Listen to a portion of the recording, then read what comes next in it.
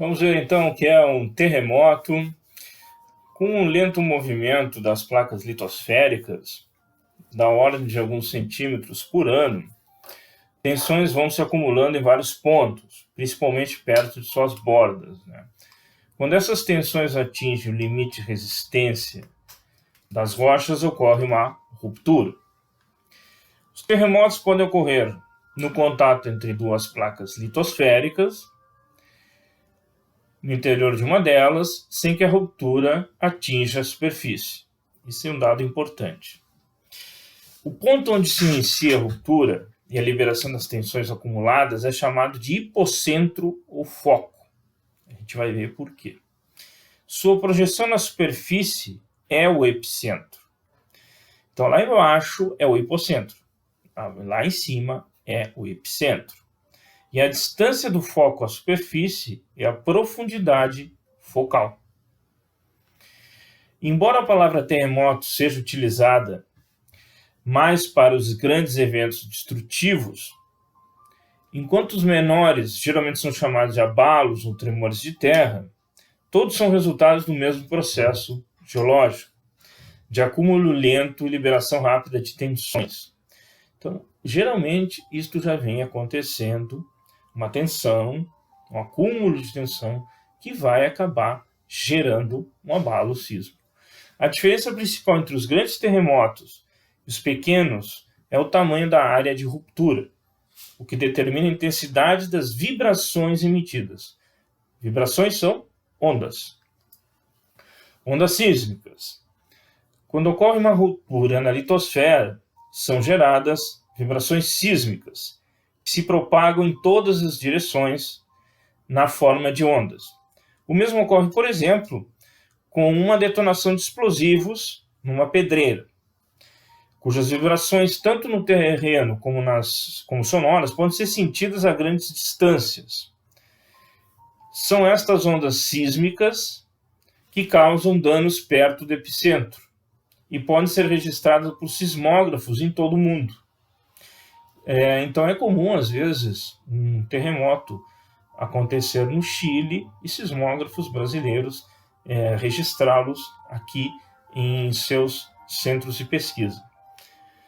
Nós temos, então, neste caso, uma ilustração, a geração de um terremoto por acúmulo de liberação de esforços em uma ruptura. Então, aqui o terreno está normal, né?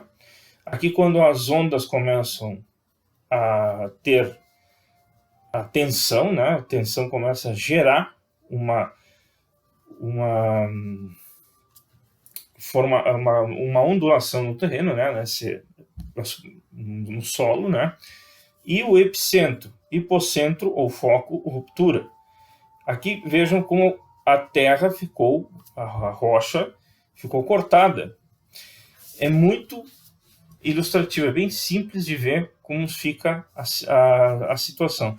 A casa, né, bem explícito, né, a rachadura, né, porque vejam que o solo, ele se mexeu, né? Então imagine o que pode ser a intensidade, né? Isso aqui são as ondas. Tudo isso aqui se mexendo, inclusive a palmeira aqui, né? Vejam como tudo isso ficou modificado. O epicentro foi aqui, pessoal, em cima. O hipocentro é aqui, onde aconteceu realmente o terremoto. A ruptura é aqui quando aconteceu a falha, né? Quando o terreno ele rachou. A ilustração ela é muito nítida, ela é muito clara. Ela deixa bem evidente como nós podemos entender um estrago desse tipo. E o mais interessante não é um choque entre duas placas tectônicas. Então isso pode acontecer aqui no Brasil, pode acontecer em qualquer lugar do mundo, né? Isso aqui é quando as ondas estão o acúmulo de tensão de ondas sísmicas gera então uma ruptura. Pode acontecer em qualquer lugar, gente. Não precisa estar em cima de uma falha. Vamos então a um tsunami. Como funcionaria esse tsunami? O que seria um tsunami, né? Os tsunamis eles podem ser definidos como grandes ondas oceânicas geradas por terremotos ou outros eventos geológicos. Porém, a ocorrência desse fenômeno provoca a invasão de áreas litorâneas por ondas gigantes, que rapidamente destroem tudo o que encontram. Por definição, para ser considerado um tsunami, a onda precisa ter um comprimento entre 10 e 500 quilômetros. É bastante. Tendo um período de formação relativamente lento de alguns minutos. Ou seja, se a gente for pensar nesse sentido, um comprimento de 10 a 500 quilômetros e a altura da onda que ultrapassa 10 metros de altura, bem mais, o estrago é inestimável, né? Quando em alto mar, os tsunamis não costumam apresentar muita amplitude, diferença entre a maior e a menor altura. Por isso que eles são imperceptíveis do ponto de vista no meio oceânico, né? No entanto, quando próximo ao litoral, com águas mais rasas, esse panorama muda e as ondas agigantam-se. Esse fenômeno é mais comum nos oceanos Pacífico e Índico. Portanto, podemos lembrar, em 2004, o fenômeno que ocorreu no litoral da Indonésia, Banda Aceh, principalmente, né, mas toda a Indonésia, Tailândia, pegou Bangladesh, pegou a Índia, pegou Myanmar, pegou regiões litorâneas todas do Sudeste Asiático, do Sul da Ásia, principalmente. Em 2011, de proporções épicas, como o do Japão, né, março de 2011. Esse fenômeno é mais comum nos oceanos Pacífico e Índico, por isso que temos mais registros nessas áreas. Porém, no Atlântico, já tem registro de tsunami que atingiu a cidade de Lisboa e é considerado o maior de todos, em 1755, pelo tamanho da destruição, né? Esse terremoto também é considerado o de maior destruição, no sentido de que a cidade de Lisboa ficou completamente devastada. O maior tsunami da história ocorreu no Alasca, no ano de 1958, segundo registros históricos, né? Então, como se forma o tsunami? Existem várias causas do tsunami, como alguns processos gerados por atividades vulcânicas e o depósito abrupto de um grande material de rocha ou gelo no mar. Mas o principal fator para a formação de tsunami é a atividade tectônica. Então, o movimento, quando uma placa choca na outra, né, impacto, e existe uma só ergue, né, e a outra vai por baixo, então que levanta uma onda enorme. Uma zona de choque, o encontro de duas placas, é a que tem maior proporção é a que causou, por exemplo, o tsunami no Japão, e teve aquelas proporções tão grandes.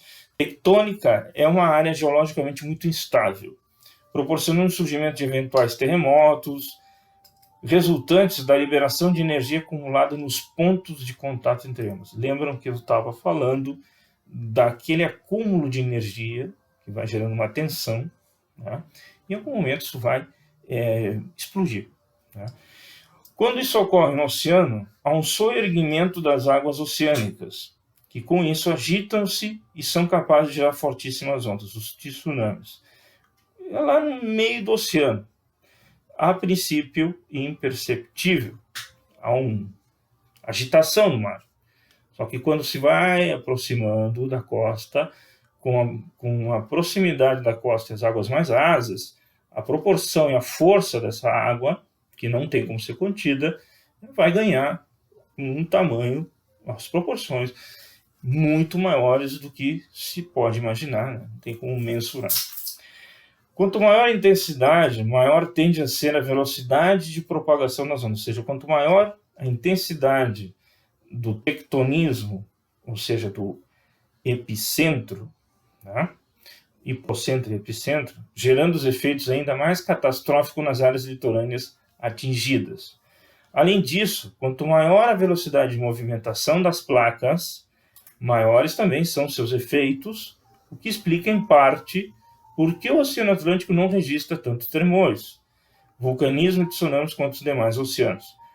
Porque justamente no oceano, boa parte do Oceano Atlântico ele se situa no meio das placas, e não na zona de choque de placas, na zona de fissura entre as placas, né, de ruptura, na emenda delas.